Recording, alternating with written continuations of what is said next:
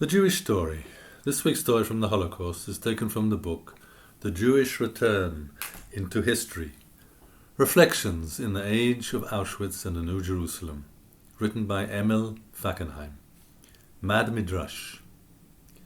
The Midrashic word is story. It remains story because it points to and articulates a life lived with problems and paradox, the problems and paradox of a divine human relation. This life is Midrashic existence. Midrashic existence acts as though all depended on man, and prays as though all depended on God. It considers itself worth nothing, so that it can only wait for redemption, and worth everything, so that a single pure deed or prayer may have redemptive power.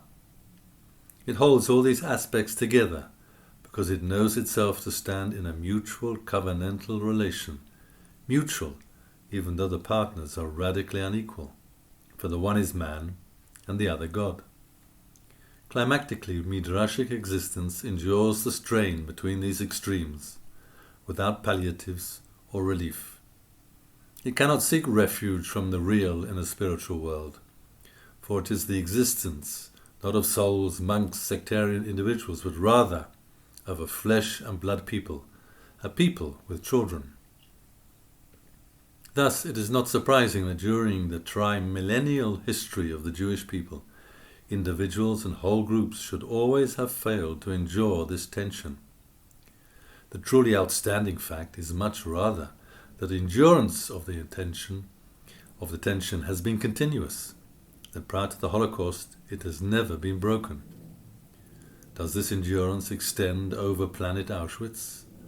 One cannot answer this question lightly, for one dare not ignore or belittle the fact that countless and nameless Jews persisted even then in acting as though all depended on them, and in praying as though all depended on God. All this as if nothing had changed. Nor dare we ignore the fact that everything has changed. The Midrash sees Israel, as it were, augment or diminish God's power.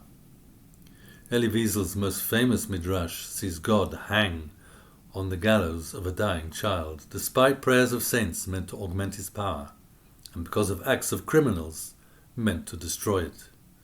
The Midrash sees the Messiah come when men are either wholly righteous or wholly wicked.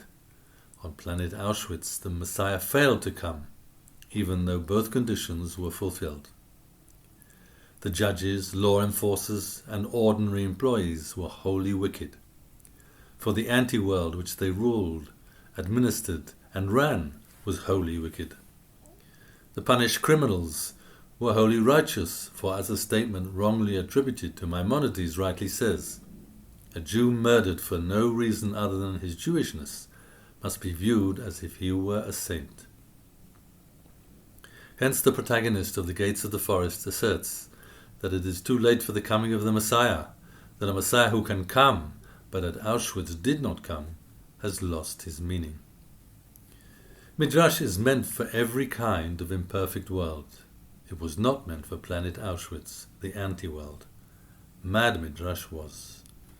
Please pass on these words.